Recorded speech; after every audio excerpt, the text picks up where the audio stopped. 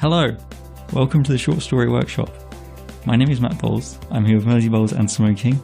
Today we are going to be talking about The Stranger by Katherine Mansfield, and specifically how it uses free indirect speech and how it uses that to build character and ways that we might copy that in our own work. I picked this story.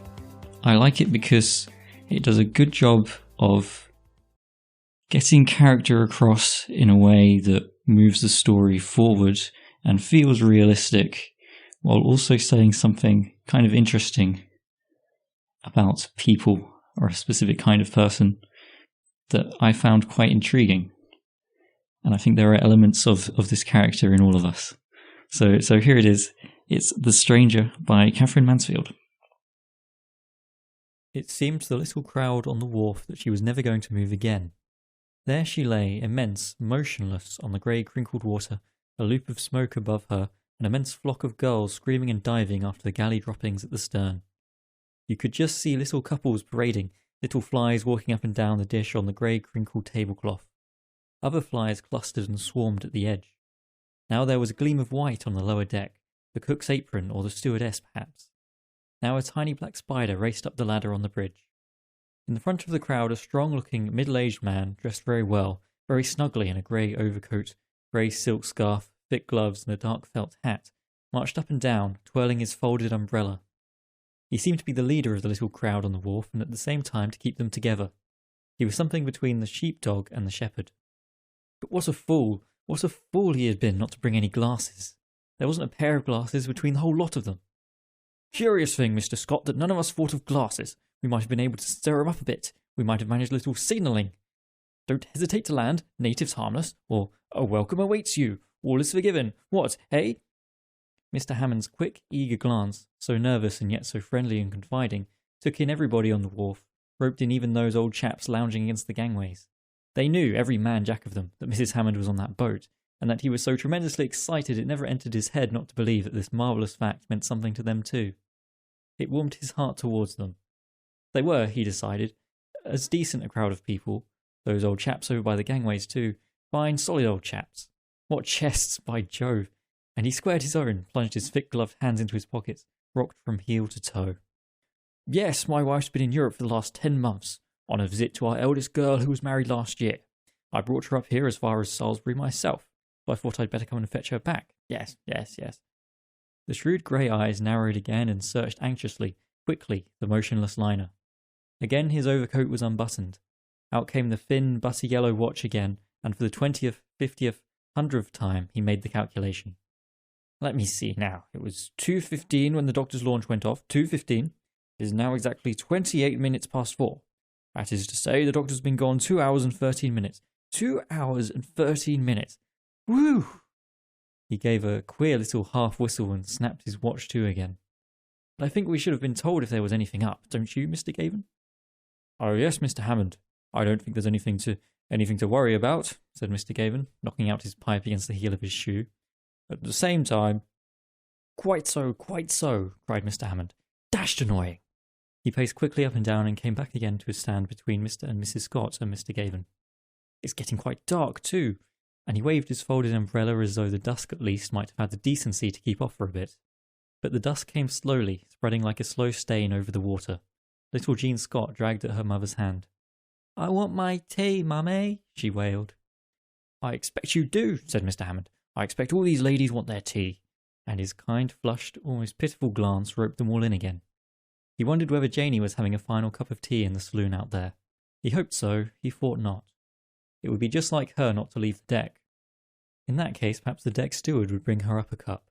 If he'd been there, he'd have got it for her, somehow.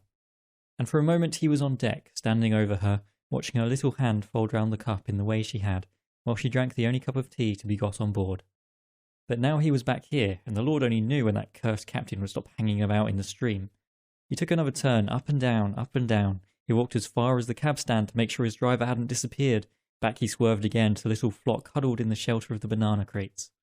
Little Jean Scott was still wanting her tea. Poor little beggar. He wished he had a bit of chocolate on him. Here, Jean, he said. Like a lift up? And easily, gently, he swung the little girl onto a higher barrel. The movement of holding her, steadying her, relieved him wonderfully, lightened his heart. "Hold on," he said, keeping an arm round her. "Oh, don't worry about Jean, Mr Hammond," said Mrs Scott. "That's all right, Mrs Scott, no trouble, it's a pleasure. Jean's a little pal of mine, aren't you, Jean?" "Yes, Mr Hammond," said Jean, and she ran her finger down the dent of his felt hat. But suddenly she caught him by the ear and gave a loud scream. "Look, look, Mr Hammond, she's moving. Look, she's coming in." By Jove, so she was, at last. She was slowly turning round. A bell sounded far over the water and a great spout of steam gushed into the air. The gulls rose, they fluttered away like bits of white paper. And whether that deep throbbing was her engines or his heart, Mr Hammond couldn't say. He had to nerve himself to bear it, whatever it was. At that moment old Captain Johnson, the harbour master, came striding down the wharf, a leather portfolio under his arm. "Jean'll be all right," said Mr Scott. "I'll hold her." He was just in time. Mr Hammond had forgotten all about Jean. He sprang away to greet old Captain Johnson. "Well, Captain," the eager, nervous voice rang out again, "you've taken pity on us at last?" "It's no good blaming me, Mr Hammond," wheezed old Captain Johnson, staring at the liner. "You got Mrs Hammond on board, ain't ya?" Yes, yes," said Hammond, and he kept by the harbour master's side. "Mrs Hammond's there. Hullo, we shan't be long now." With her telephone ringing, the thrum of her screw filling the air, the big liner bore down on them, cutting sharp through the dark water so that big white shavings curled to either side. Hammond and the harbour master kept in front of the rest.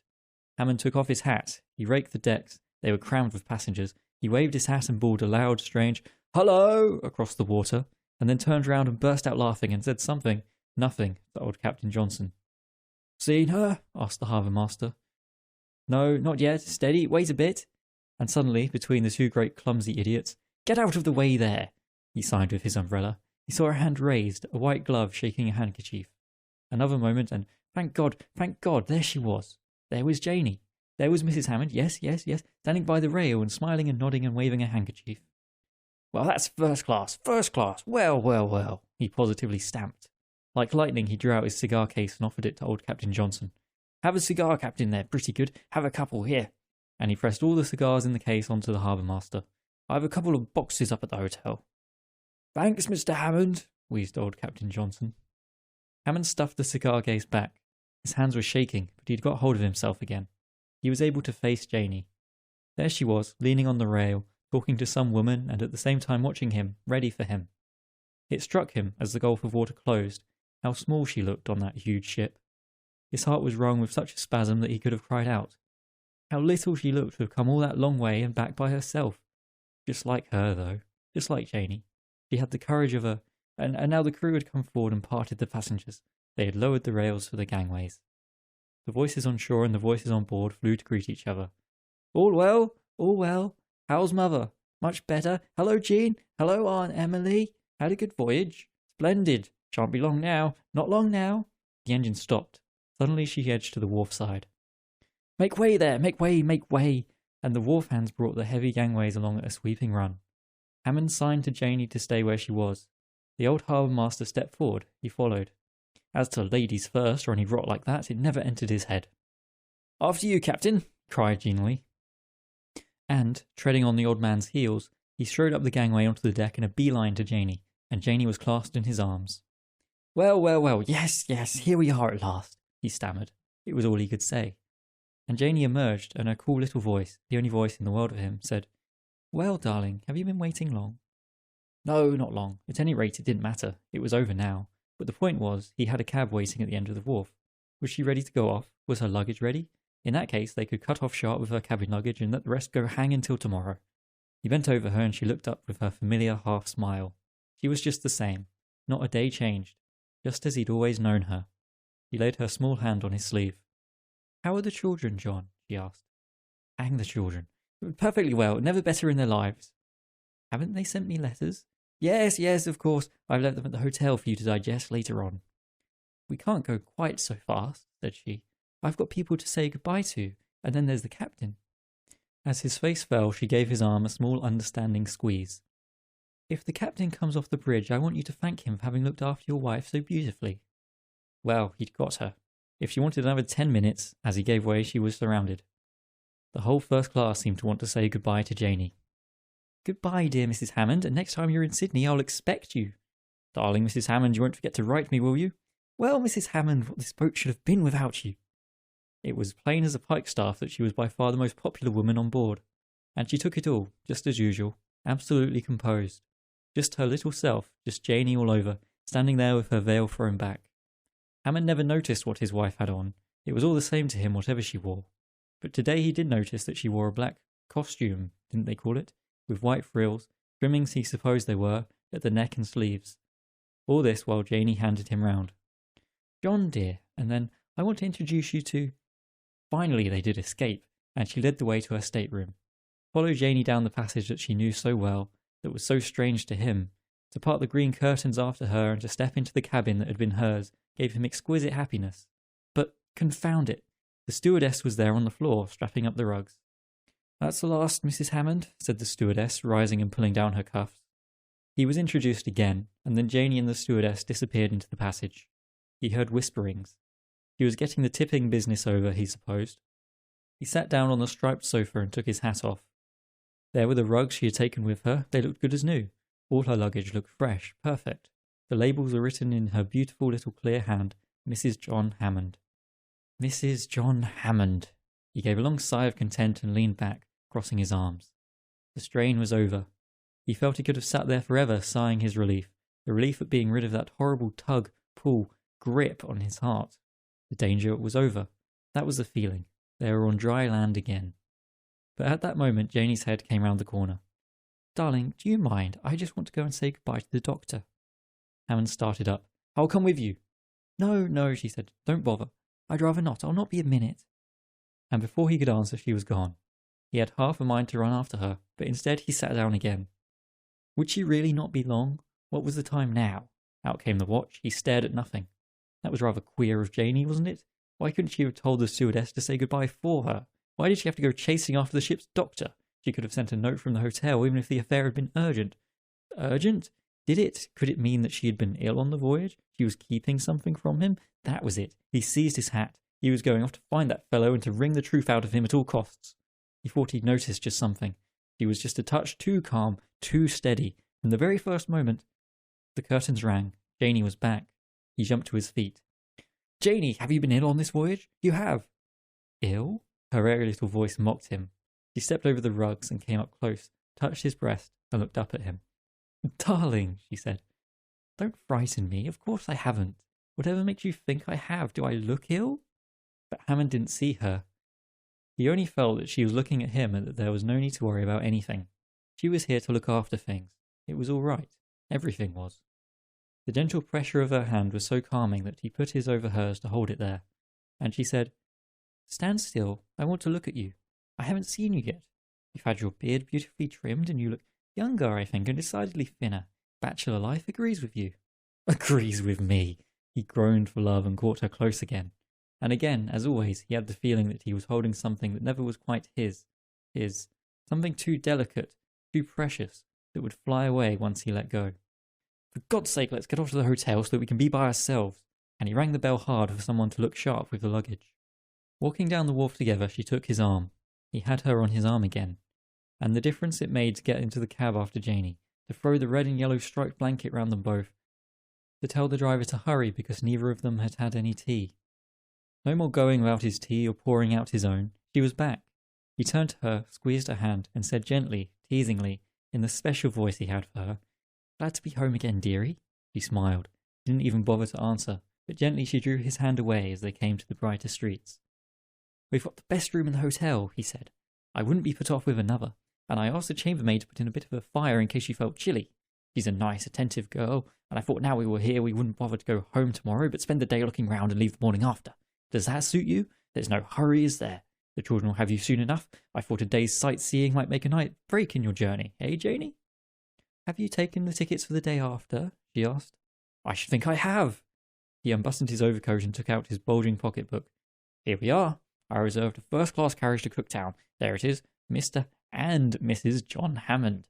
I thought we might as well do ourselves comfortably, and we don't want other people butting in, do we? But if you'd like to stop here a bit longer... Oh, no, said Janey quickly. Not for the world. The day after tomorrow, then, and the children. But they had reached the hotel. The manager was standing in the broad, brilliantly lighted porch. He came down to greet them. A porter ran from the hall for their boxes. "Well, Mr. Arnold, here's Mrs. Hammond at last." The manager led them through the hall himself and pressed the elevator bell. Hammond knew there were business pals of his sitting at the little hall tables having a drink before dinner, but he wasn't going to risk interruption. He looked neither to the right nor the left. They could think what they pleased. If they didn't understand, the more fools they, and he stepped out of the lift, unlocked the door of their room, and shepherded Janey in. The door shut. Now at last they were alone together. He turned up the light. Curtains were drawn, the fire blazed. He flung his hat onto the huge bed and went towards her. But, would you believe it? Again they were interrupted. This time it was the porter with the luggage. He made 2 journeys of it, leaving the door open in between, taking his time, whistling through his teeth in the corridor. Hammond paced up and down in the room, tearing off his gloves, tearing off his scarf. Finally he flung his overcoat onto the bedside. At last the fool was gone. The door clicked. Now they were alone. Said Hammond, "I feel I'll never have you to myself again, these cursed people. Janey," and he bent his flushed, eager gaze upon her. "Let's have dinner up here. If we go down to the restaurant, we'll be interrupted, and then there's the confounded music." The music he'd praised so highly, applauded so loudly last night. "We shan't be able to hear each other speak. Let's have something up here in front of the fire. It's too late for tea. I'll order a little supper, shall I? How does that idea strike you?" "Do, darling," said Janey. And while you're away, the children's letters." "Oh, later on will do," said Hammond. "But then we'd get it over," said Janey, "and I'd first have time to—" "Oh, I needn't go down," explained Hammond. "I'll just ring and give the order. You don't want to send me away, do you?" Janey shook her head and smiled. "But you're thinking of something else. You're worrying about something," said Hammond. "What is it? Come and sit here. Come and sit on my knee before the fire." "Oh, I'll just unpin my hat," said Janey, and she went over to the dressing table. She gave a little cry. "What is it?" "Nothing, darling. I've just found the children's letters. That's all right. They will keep. No hurry now." She turned to him, clasping them. She tucked them into her frilled blouse. She cried quickly, gaily, "Oh, how typical this dressing table is of you." "Why, what's the matter with it?" said Hammond. "If it were floating in eternity, I should say John," laughed Janey, staring at the big bottle of hair tonic, the wicker bottle of eau de cologne, the 2 hairbrushes, and a dozen new collars tied with pink tape. "Is this all your luggage?" "Hang my luggage," said Hammond. But all the same, he liked being laughed at by Janey. "Let's talk. Let's get down to things. Tell me." And as Janey perched on his knee, he leaned back and drew her into the deep, ugly chair. "Tell me you're really glad to be back, Janey." "Yes, darling, I am glad," she said. But just as when he embraced her, he felt she would fly away, so Hammond never knew for dead certain that she was as glad as he was. How could he know? Would he ever know? Would he always have this craving, this pang-like hunger somehow, to make Janey so much part of him that there wasn't any of her to escape? He wanted to blot out everybody, everything. He wished now he turned off the light. That might have brought her nearer. And now those letters from the children rustled in her blouse. He could have chucked them into the fire. "Janey," he whispered. "Yes, dear?" She lay on his breast, but so lightly, so remotely. Their breathing rose and fell together. "Janey, what is it?" "Turn to me," he whispered. A slow, deep flush flowed into his forehead. "Kiss me, Janey. You kiss me." It seemed to him there was a tiny pause, but long enough for him to suffer torture before her lips touched his, firmly, lightly, kissing them as she always kissed him, as though the kiss, how could he describe it, confirmed what they were saying, signed the contract. But that wasn't what he wanted. That wasn't at all what he thirsted for. He felt suddenly horribly tired. "If you knew," he said, opening his eyes, "what it's been like, waiting today. I thought the boat never would come in. There we were, hanging about. What kept you so long?" She made no answer. She was looking away from him at the fire. The flames hurried over the coals, flickered, fell. "Not asleep, are you?" said Hammond, and he jumped her up and down. "No," she said, and then, "Don't do that, dear. No, I was thinking. As a matter of fact," he said, "one of the passengers died last night, a man. That's what held us up. We brought him in. I mean, he wasn't buried at sea. So, of course, the ship's doctor and the shore doctor—" "What was it?" asked Hammond uneasily. He hated to hear of death. He hated this to have happened. It was, in some queer way, as though he and Janey had met a funeral on their way to the hotel. "Oh, it wasn't anything in the least infectious," said Janey. She was speaking scarcely above her breath. "It was Hart." A pause. "Poor fellow," she said, "quite young." And she watched the fire flicker and fall. "He died in my arms," said Janey. The blow was so sudden that Hammond thought he would faint. He couldn't move. He couldn't breathe. He felt all his strength flowing into the big, dark chair and the big dark chair held him fast, gripped him, forced him to bear it. "What?" he said dully. "What's that you say?" "The end was quite peaceful," said the small voice. "He just—" And Hammond saw her lift her gentle hand. "Breathed his life away at the end." And her hand fell. Who else was there?" Hammond managed to ask. "Nobody. I was alone with him."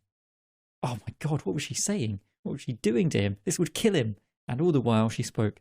"I saw the change coming and I sent the steward for the doctor, but the doctor was too late. He couldn't have done anything anyway." "But why you? Why you?" moaned Hammond. At that Janey turned quickly searched his face. "You don't mind, John, do you?" she asked. "You don't... It's nothing to do with you and me." Somehow or other he managed to shake some sort of smile at her. Somehow or other he stammered, "No, go on, I want you to tell me." "But John, darling..." "Tell me, Janey." "There's nothing to tell," she said, wondering. "He was one of the first-class passengers. I saw he was very ill when he came on board, but he seemed to be so much better until yesterday. He had a severe attack in the afternoon, excitement, nervousness, I think, about arriving. And after that he never recovered." "But why didn't the stewardess—" "Oh, my dear, the stewardess," said Janey. "What would he have felt? And besides, he might have wanted to leave a message to—" "Didn't he?" muttered Hammond. "Didn't he say anything?" "No, darling, not a word." She shook her head softly. "All the time I was with him, he was too weak. He was too weak even to move a finger." Janey was silent, but her words, so light, so soft, so chill, seemed to hover in the air, to rain into his breast like snow. The fire had gone red. Now it fell in with a sharp sound, and the room was colder. Cold crept up his arms. The room was huge, immense, glittering. It filled his whole world. There was the great blind bed, and his coat flung across it like some headless man saying his prayers. There were the luggage, ready to be carried away again, anywhere, tossed into trains, carted onto boats. He was too weak. He was too weak to move a finger. And yet he died in Janey's arms. She, who'd never once in all these years, never on one single solitary occasion. No, he mustn't think of it. Madness lay in thinking of it. No, he wouldn't face it. He couldn't stand it. It was too much to bear. And now Janey touched his tie with her fingers. She pinched the edge of the tie together. "You're not sorry I told you, John, darling. It hasn't made you sad. It hasn't spoilt our evening, our being alone together." But at that he had to hide his face. He put his face into her bosom and his arms enfolded her. Spoilt their evening. Spoilt their being alone together. They would never be alone together again.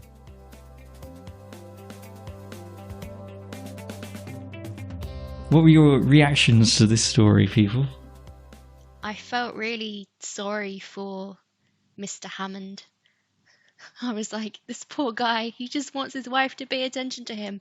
And then I thought about it and I went, he hasn't really, asked her much and doesn't really seem to, care much about the people that she's met and what the journey's been like. And he's quite a self-centered kind of fellow. So maybe I shouldn't like him as much as I do.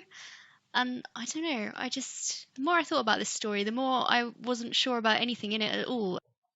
He was a very controlling character, wasn't he, Mr. Hammond? Like, at first, in, the first paragraph, I was like, oh, he misses his wife, that's so sweet. And then the second I saw them interact, I was like, oh no, Mr. Hammond, why are you like this? And it was quite an interesting conflict there. I felt very sorry for Janey. He's a bit of a control freak, but I think that comes across in quite a realistic way, in that you slowly realize how he is, and it kind of almost creeps over his character. Yeah, you can almost think he's just an ordinary dude, and then he just gets more and more neurotic. Yeah. And that kind of eases us into that kind of idea of who he is. I think it's a trap that a lot of people kind of can fall into, and we all end up trying to be a bit too controlling over things in our lives sometimes. So it's pretty interesting to see it just taken to a bit of an extreme and see what that looks like. I would agree. Because it starts you off with a very normal kind of level of anxiety, I guess, or social anxiety, or insecurity, or whatever. It's like, oh yeah, we've all felt like this a bit before. And then it kind of keeps going, and you're like, I feel like this isn't the right way to deal with these emotions necessarily. I'd say this story starts off going out of its way to make you like Mr. Hammond. For example, the way he talks to the little girl and lifts her up, and the way he's so excited to see his wife, and he just wants to. He's like so impatient for the boat to come in so he can go up and see her again, and he's really missed her. And so I think at the beginning you're quite on board with this guy. You're like, okay, he seems very sweet, like a loving husband. And then as you get more into it and you see the way that he reacts to her around other people and the way that she sort of puts off being alone with him, I would say, or having him touch her, and that's quite chilling when you think about it. On your like maybe your second read through, because I sort of read it all and was like, oh, and I was like, I think I've missed something, and then I read it again and I was like, okay, got what I missed. Some interesting, I don't quite want to say foreshadowing because it's never so overt in the story, but for example, there's the bit where he picks up the kid earlier and then instantly forgets about the kid the second something else the second she's there. And then when the wife comes back and she's like, what about the children? What about the letters from the children? And it's like, oh God, what's he done to the children? What, you thought he'd murdered them or something? Not necessarily. It's so much as, there's that thing where there are women who are concerned about leaving their children alone with their husband, not because their husband's like abusive or anything, but of like that level of, oh yeah, he'll forget to feed the kids, or like, he won't know what to do with like packed lunches. Like it's a common emotional labour-ish kind of trope in relationships almost, where because the woman is so excited to do all the child rearing that when the guys have to do it on their own, they don't know how to do it. Yeah. I don't know if you ever come across that. I know what you mean. Like, it's all kind of wrapped up within that idea, but like his complete lack of thinking about the children was quite chilling to me, basically. I thought it would go in a different direction. Like, his children are adults, right? No, I got the impression they were kids. I thought they were adults as well. I don't know. Huh. I mean, I guess it doesn't really say how old they are, does it? I don't remember it saying so. I just assumed they were children. Maybe me and Matt have assumed because of his lack of care that they are adults, when in fact they might not be. Well, they've written letters. Yeah, but kids can like write, joke letters to their parents when they're away, because like, oh, mummy's gone, I'm going to write her a letter. Oh, there is that bit where he says their eldest daughter's married and that's where she's been. Yeah, but that doesn't mean that the youngest daughters are, or the younger children are adults. I could be completely wrong, I just assumed they were children.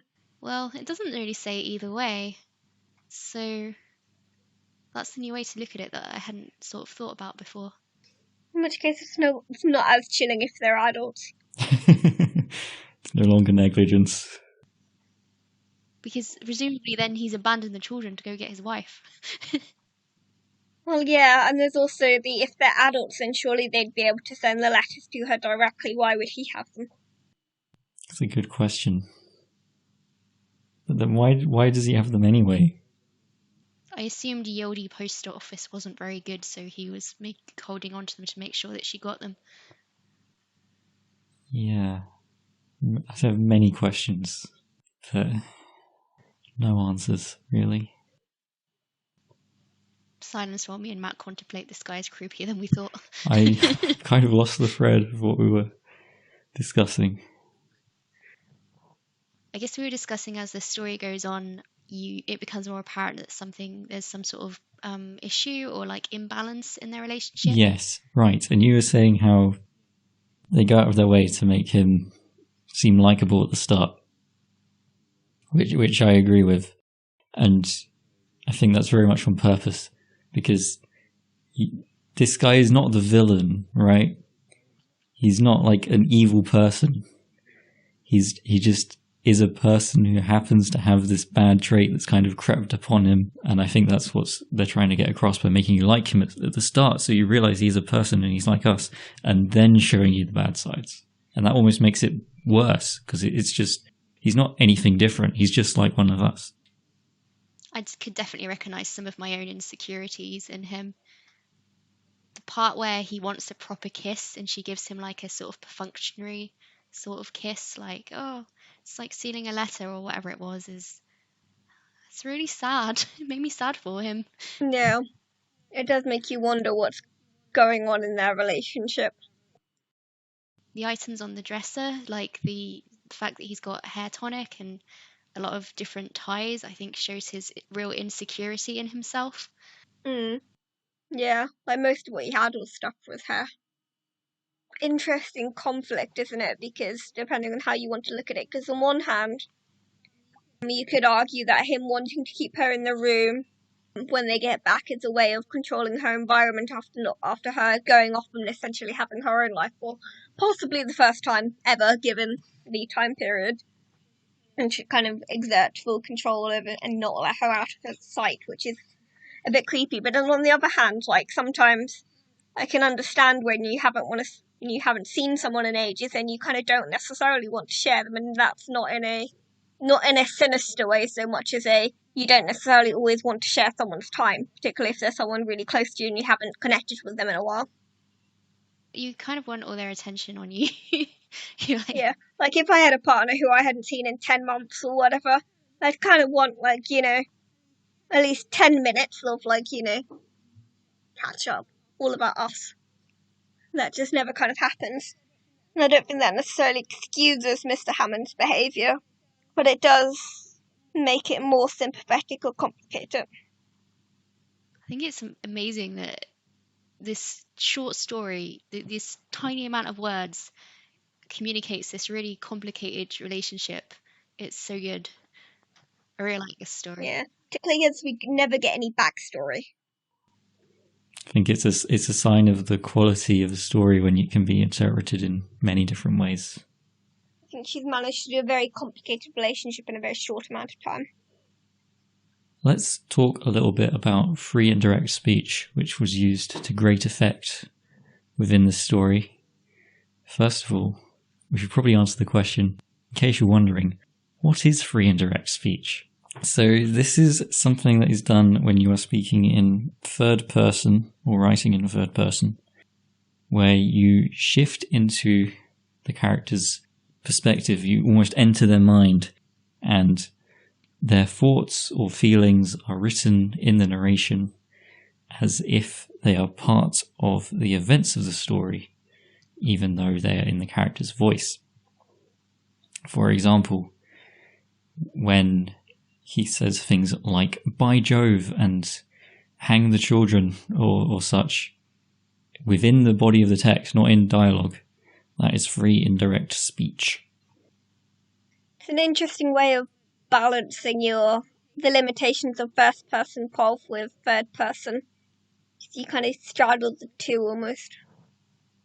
Yes, Jane Austen did this quite a lot. Probably one of the earliest examples. And because it gives you that insight into character voice, it's very good for character, which I think is really useful in this story, because we get so much about Mr. Hammond just from the kind of remarks that are just written in the narration, and just the things he notices and these little perspective details, right?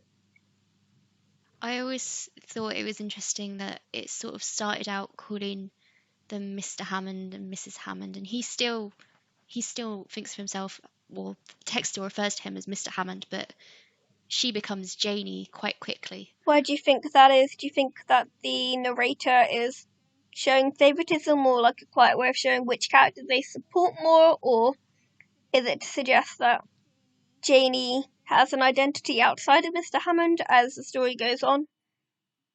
I thought it was kind of to shift us more into his perspective as the story went on. What do you think? No, I was thinking that it might be because of the whole either showing preference or showing her being more of her person undefined by him. But I can see your stance of it. But it's like his name for her, right? Janie. I mean, presumably she's a Jane. Oh, that's true. So to me, it was about, putting us closer into that mindset where he's thinking of her as kind of his and something that's precious to him rather than as a person of her own. He does say "by Jove" a lot. I did notice that as well. Like it's kind of his catchphrase. I like the little parts of his voice in there that really make him feel like a person. That's something you can do with free indirect speech as well, which is quite nice. His anxiety comes across because of the amount of questions that he asks in the prose as well. Oh, that's a good point. Yeah, and it also makes the reader ask those questions as well, because we're drawn to them in a way we wouldn't necessarily be if we were just kind of quickly reading through the story. You also get more of his frustration, I think, because you've got, for example, but, would you believe it, exclamation mark. Again, they were interrupted. It's like you can imagine someone telling that story, like, would you believe it? So a lot of the advantages we get from free indirect speech are about character and showing character and the way that they talk and the way they see things. But you could get all of this by just telling the story in first person, right? Why is this third person and not a first person story? I mean, my theory personally is because having it in third person allows us to see more clearly how limited Mr. Hammond's point of view is, in that the narrator can be quite superior to him and kind of make comments judging his behaviour in a way that we wouldn't get if it was entirely in first person. Okay, interesting. Like, for example, the bit where he discards the child at the dock. Like, if it was just in his mind, you wouldn't get that comment of, what was it? Jean'll be alright, said Mrs. Scott. I'll hold her. He was just in time. Mr. Hammond had forgotten about Jean. He'd sprung away to greet old Captain Johnson. Like, the idea of him just forgetting and the other person being just in time kind of gives a sense of commentary on Mr. Hammond's actions, at least to me. Yes. This is a good point.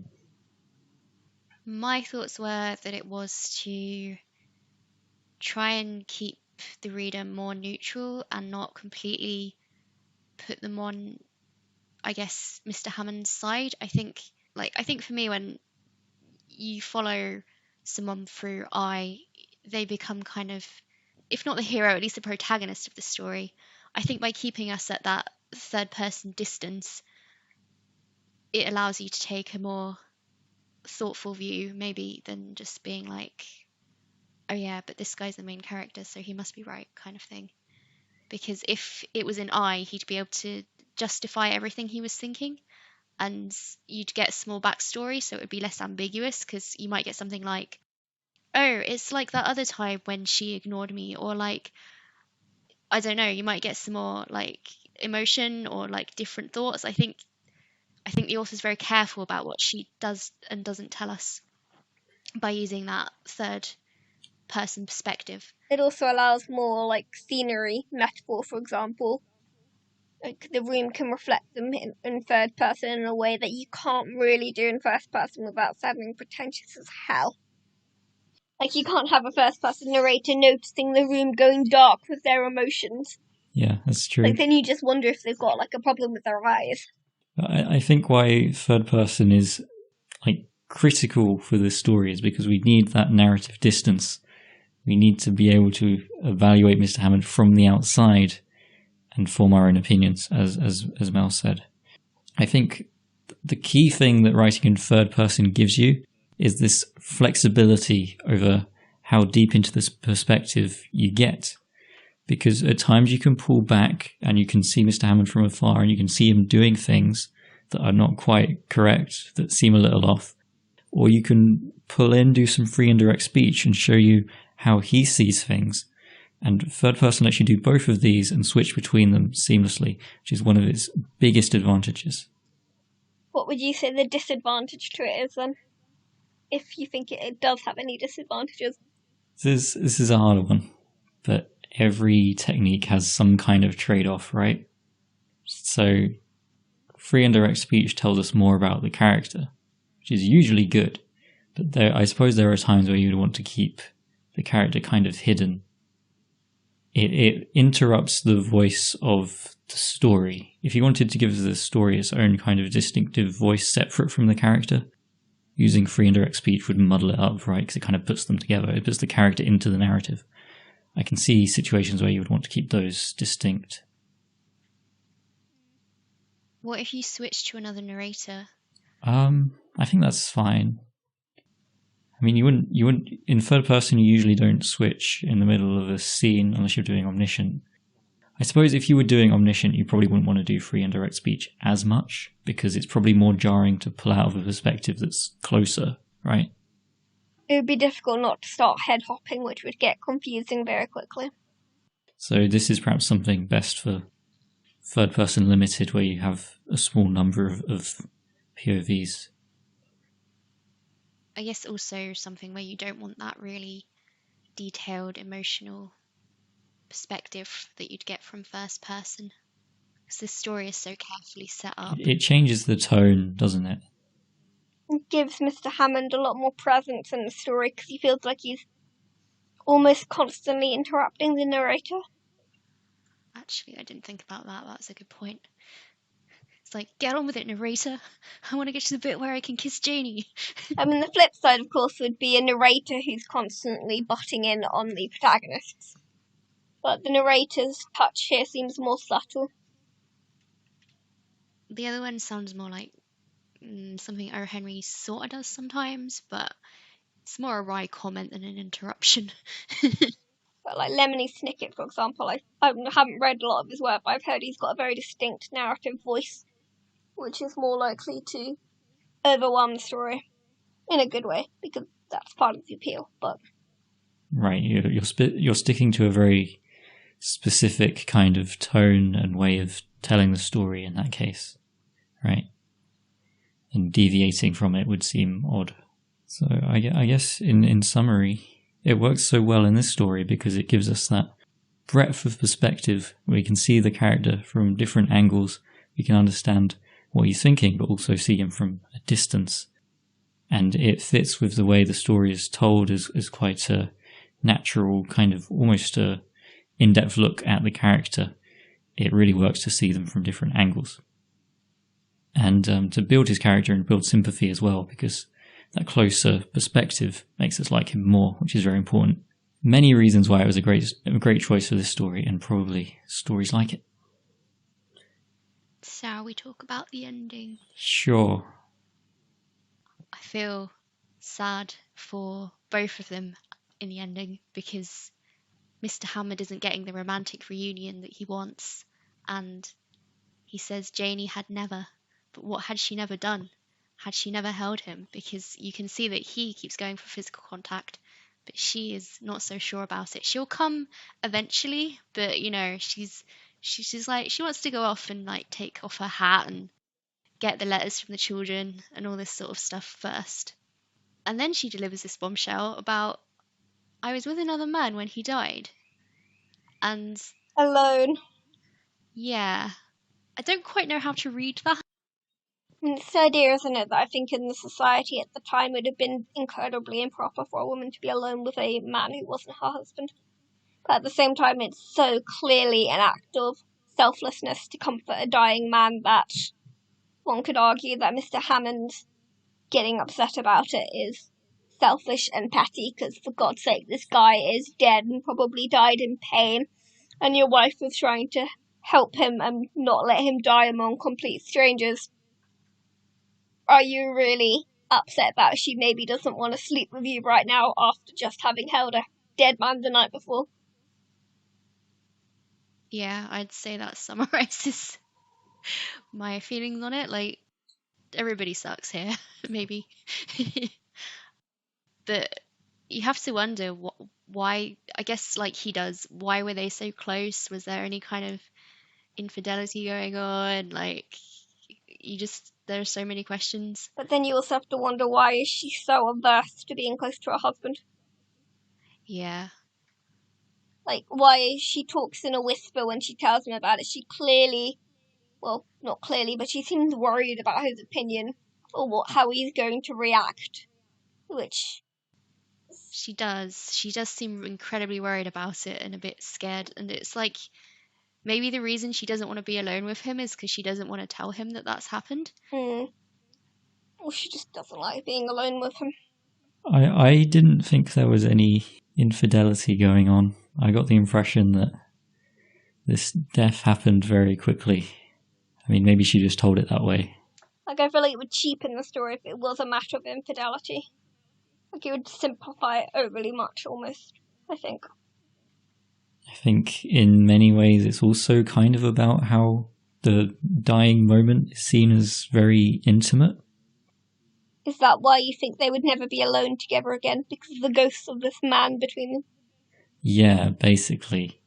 Because even though, obviously, he's dead, and the fact that he died wasn't really his fault and wasn't his intention, it feels like a big step in his life that she was just there and she was the only one there, and it makes it quite strangely intimate. Do you see what I mean? She shared something with that man that Mr. Hammond will never be able to, I don't know whether I want to say understand, relate to. That's a good one. It's also something he completely can't control in his wife. Like, he's very infantilizing across the whole thing. Like, he refers to her as little Janie and, like, whatever, and seems very surprised that his wife would be capable enough as a grown woman to make a trip to Europe and back on her own. So it does make you wonder what he thinks of her capabilities, and therefore how uneasy he is about her having done something that completely disproves his worldview of her, I guess, as someone who can't handle themselves or is delicate and needs him to fetch her his cup of tea and all of that. So the stranger in the title is Janie and not the stranger that she... Yeah, I think that would be one way of reading it, is that, okay, what do you do when your wife comes back from 10 months and you feel like strangers to each other? It's clearly had an effect on her, and he can't change that. He can't do anything about it. It's such a weird thing with him. Like, he does treat her like a child, and yet the way he wants her attention all the time is like a child wanting attention from a parent. How odd. I mean, it's that insecurity, isn't it, of the wanting to control, partially because he feels so out of control. Right, like, it's the kind of situation where it only makes itself worse until, I guess, you reach this kind of situation. Yeah, can go toxic if not managed, type of thing. Like, we don't get any backstory, but I imagine it was a very gradual process that his insecurities just kind of mounted on each other and got worse and worse. Yeah, I mean, because she doesn't seem surprised by it when she gets back, so it's clearly not a new development. I guess in summary, I like the ending. I had to think about it. That's why I liked it.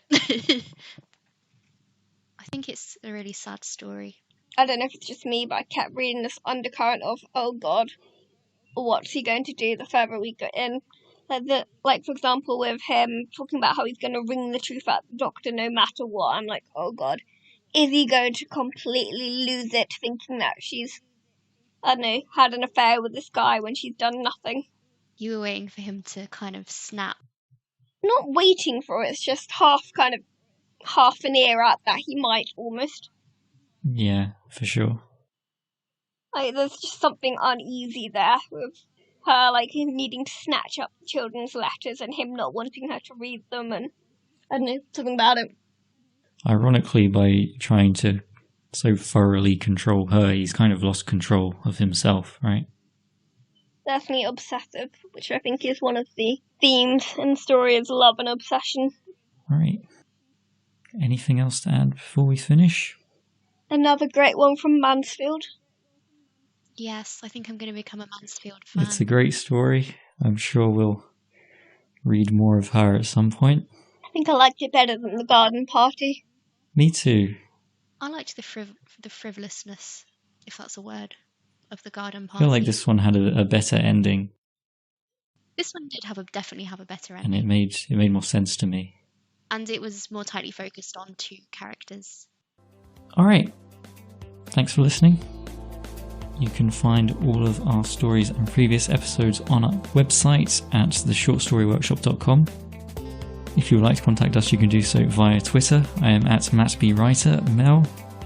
At Figaholic. And Simone.